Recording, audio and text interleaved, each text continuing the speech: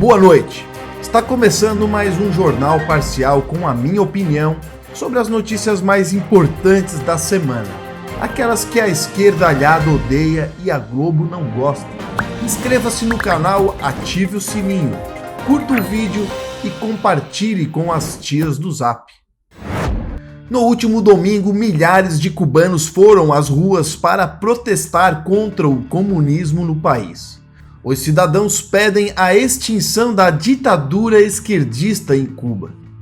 Os protestos foram motivados pela crise sanitária da Covid-19, que levou à pior situação econômica da ilha socialista em 30 anos.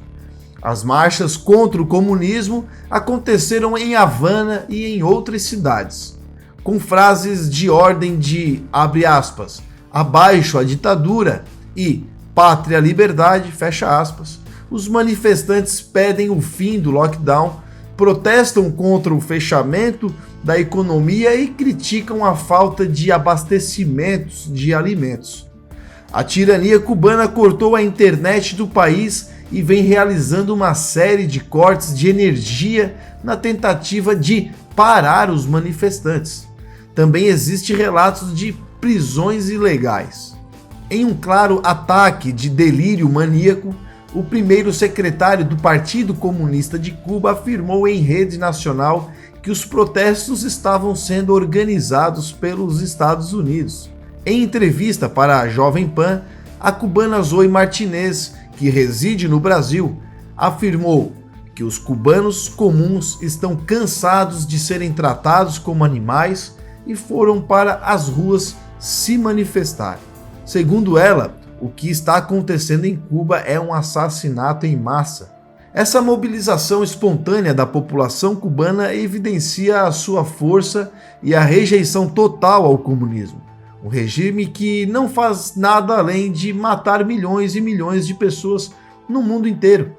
Uma coisa que eu tenho certeza absoluta é que os militantes socialistas brasileiros que defendem Cuba querem ir para qualquer lugar no mundo morar ou tirar férias, menos para Cuba.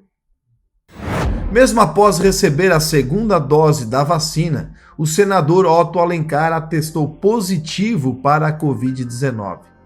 Integrante da CPI da pandemia e ferrenho opositor ao tratamento precoce, Alencar frequentou várias sessões sentindo os sintomas e apresentando risco de contágio aos demais integrantes. Segundo o senador, ele sempre usou álcool gel, máscaras e não participou de nenhuma aglomeração. Prova de que essas medidas não funcionam ou de que o esquerdista está mentindo descaradamente depois de ter lacrado com a pandemia na CPI. A ironia do destino tem envergonhado os atores da CPI do terceiro turno. Aqueles que se dizem a favor de toda a tirania sanitária e tentam culpar Bolsonaro pelas mortes da Covid-19 acabam sendo exemplos vivos de que o seu discurso mentiroso não funciona na prática. Já está na hora de colocar um fim nesse circo armado em rede nacional. Após publicar uma notícia falsa que gerou pânico entre pessoas vacinadas com a AstraZeneca, a Folha Fake de São Paulo simplesmente corrigiu a mentira e ficou por isso mesmo. Em uma matéria do começo deste mês, a mídia falsa havia publicado uma notícia falsa dizendo que 26 mil brasileiros receberam vacinas fora do prazo de validade, especialmente na cidade de Maringá, no Paraná. A fake news foi desmentida pelo secretário de saúde do município, mas a Folha de São Paulo não foi atrás da informação, camuflou a mentira e simplesmente corrigiu o texto da matéria. Onde estavam as agências de checagem de fatos para apontar essa notícia falsa publicada pela Folha? A grande mídia inteira passou pano para o panfleto paulista e ninguém falou nada a respeito. Enquanto jornais de esquerda que ainda têm o prestígio dos limpinhos e isentões da grande mídia e espalham notícias falsas e mentirosas pela rede, os jornalistas e sites independentes são alvos de ataques e censuras do Ministério da Verdade. O presidente Jair Bolsonaro afirmou que pedirá a contagem pública de votos nas eleições de 2022 se o voto impresso não for aprovado. A alternativa seria um plano B para assegurar a confiabilidade democrática brasileira. A declaração foi feita durante uma coletiva de imprensa que ocorreu pouco depois do presidente se reunir com o togado Luiz Fux, o qual pedia para que Bolsonaro parasse de criticar a Suprema Corte. Bolsonaro também prometeu uma coletiva com certas pessoas que poderia comprovar fraudes nas eleições de 2014. A proposta do presidente para a contagem pública é lei, segundo ele mesmo afirmou.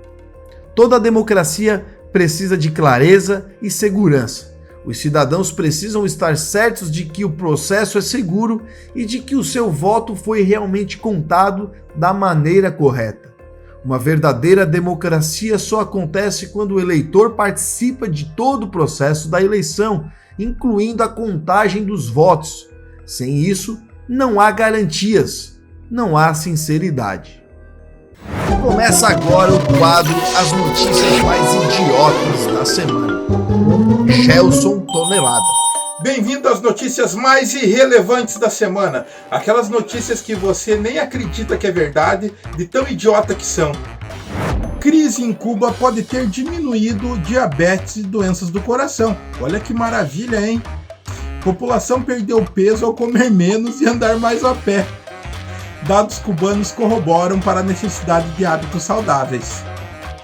O estudo foi publicado pelo British Medical Journal, mostra que casos de incidência por morte de diabetes tipo 2 e doenças cardíacas tiveram um declínio muito, mas muito acentuado. Notícia tão idiota que parece até uma fake news. O ditador venezuelano Nicolás Maduro culpou nesta terça-feira, dia 13, os Estados Unidos pelos protestos em Cuba. Segundo o tirano, Washington deve suspender embargos contra o país.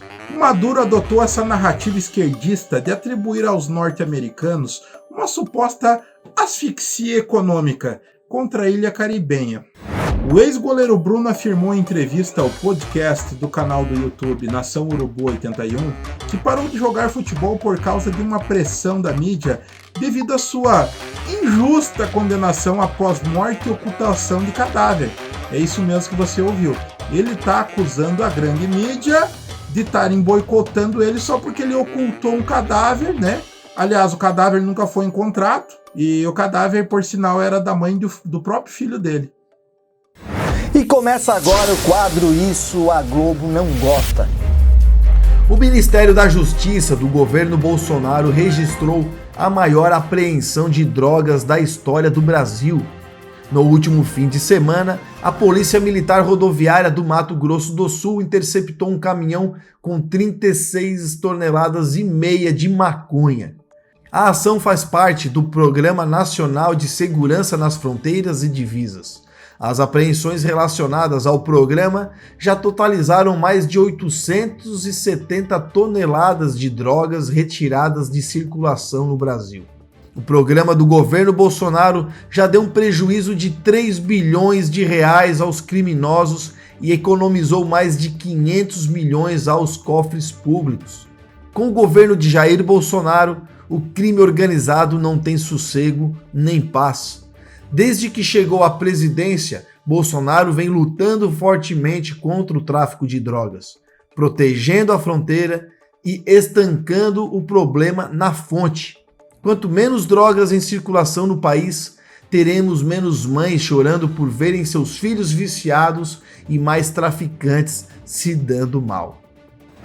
E chegamos ao final de mais uma edição do Jornal Parcial. Se você gostou, curta, ative o sininho e compartilhe com seus amigos para que mais pessoas saibam da verdade. Boa noite a todos, força e honra.